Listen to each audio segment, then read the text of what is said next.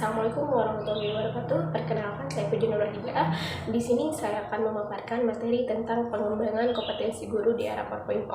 Yang pertama yang akan dibahas yaitu mengenai inovasi pembelajaran di era 4.0. Pendidik atau guru adalah profesi mulia.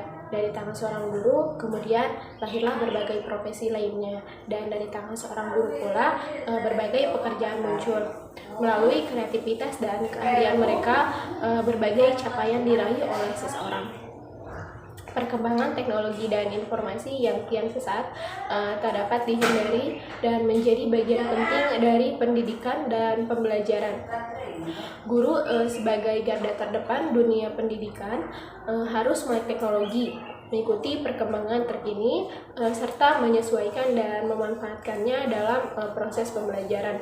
Hal ini penting mengingat pembelajaran yang berkembang pesat saat ini dipastikan memanfaatkan teknologi di dalamnya.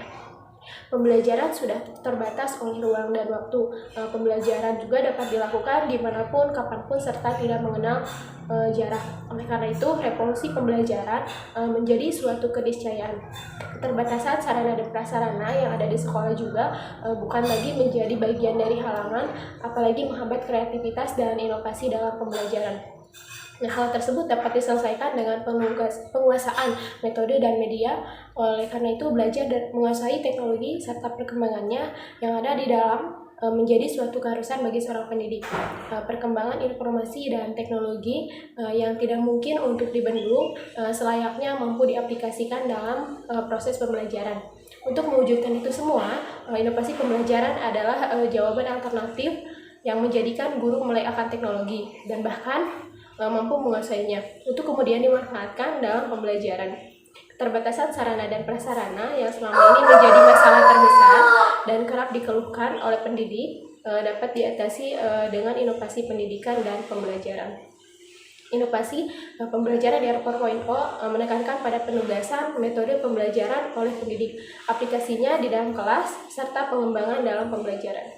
Inovasi pembelajaran memanfaatkan seluruh potensi yang ada, termasuk penguasaan teknologi dalam dan penerapannya dalam pembelajaran. Melalui inovasi pembelajaran, pendidik diharapkan mampu menyesuaikan diri dengan perkembangan teknologi dan informasi serta komunikasi. Tentu saja penyesuaian ini membutuhkan waktu yang tidak sebentar, maka mempelajarinya untuk kemudian dikembangkan dan dipraktikkan dalam pembelajaran adalah langkah nyata inovasi pembelajaran di era 4.0.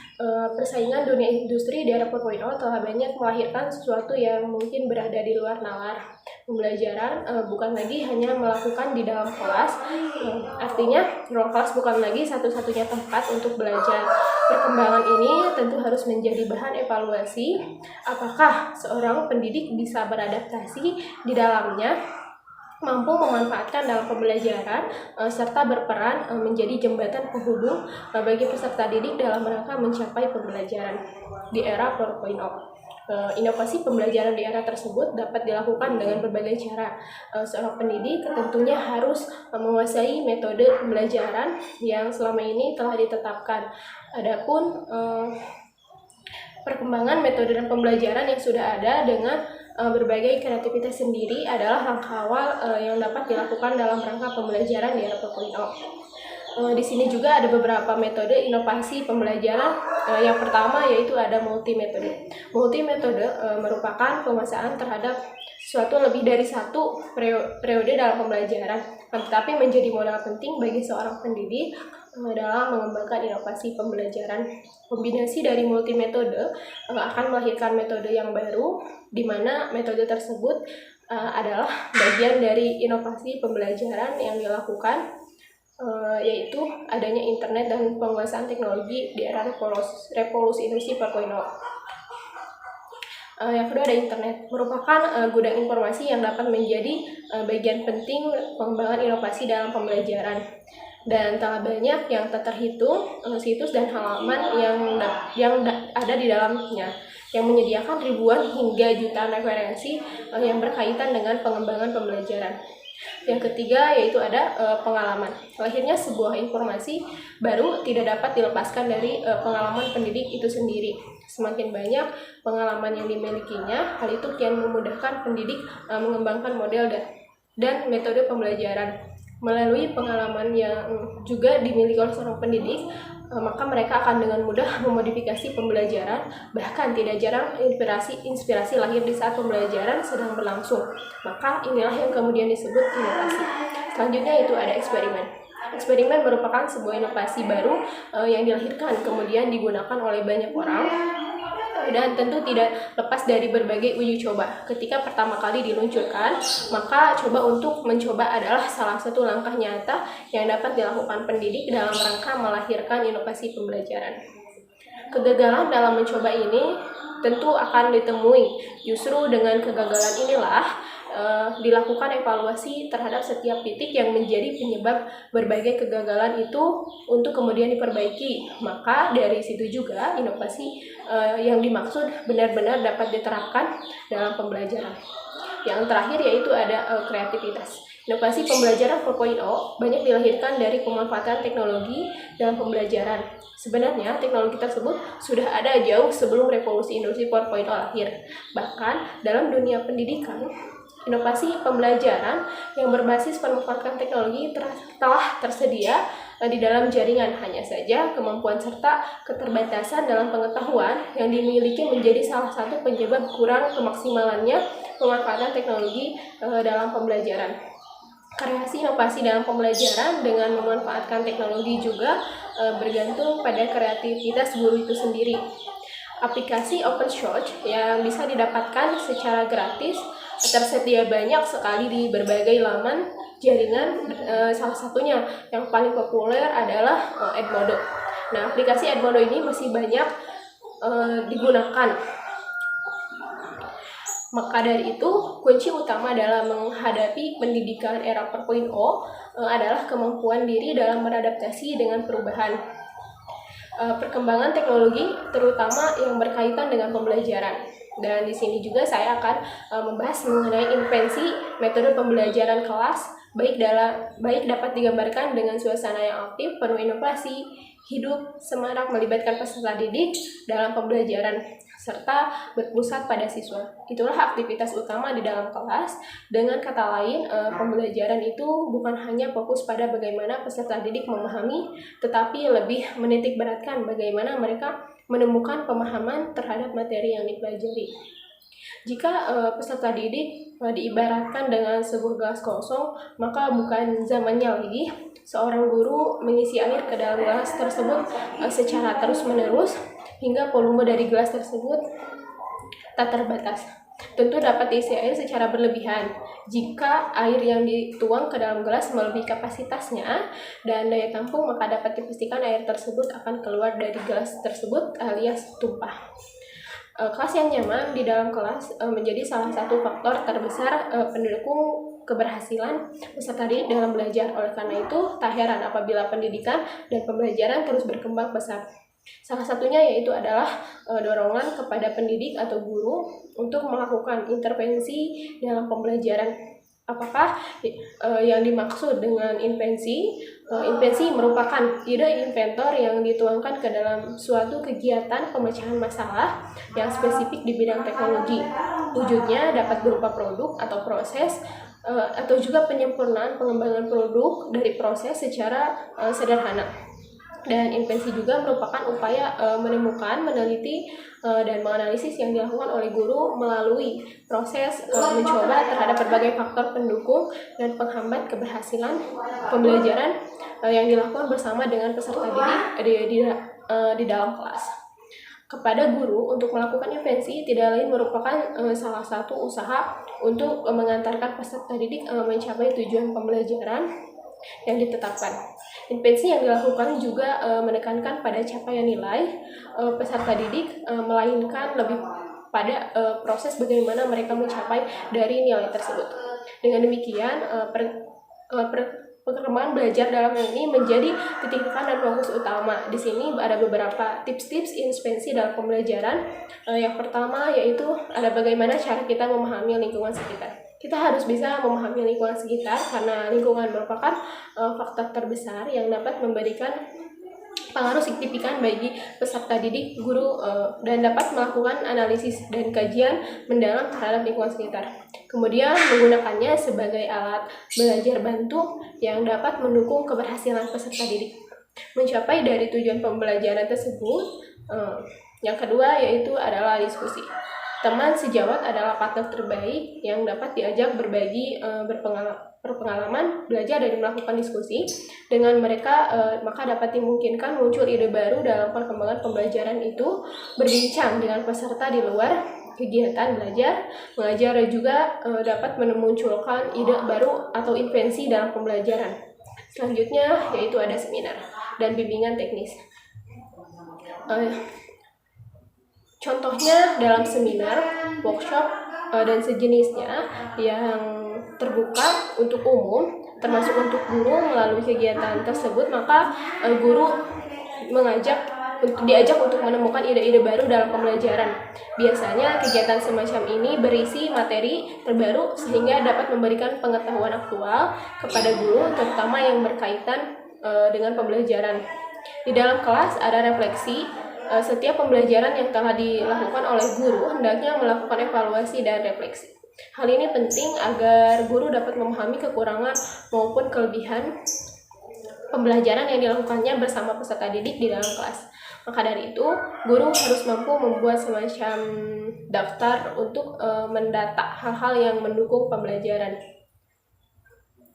Pembelajaran serta dikembangkan oleh guru bersama peserta didik. Selanjutnya yaitu ada metode dan media.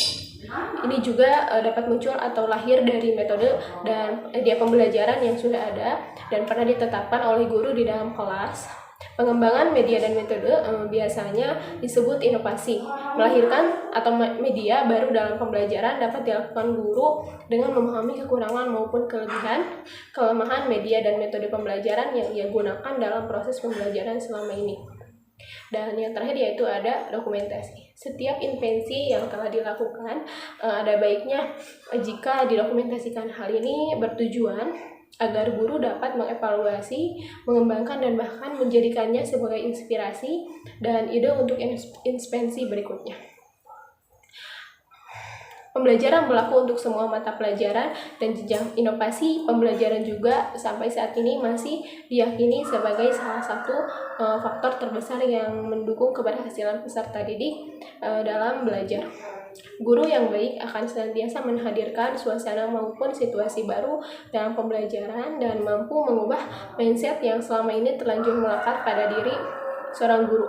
Adalah sebuah keniscayaan perkembangan teknologi dan informasi yang kian pesat menuntut guru untuk serta mengembangkan kompetensi-kompetensi pada dirinya, termasuk meningkatkan kualitas pembelajaran yang dilakukan bersama peserta didik di dalam kelas.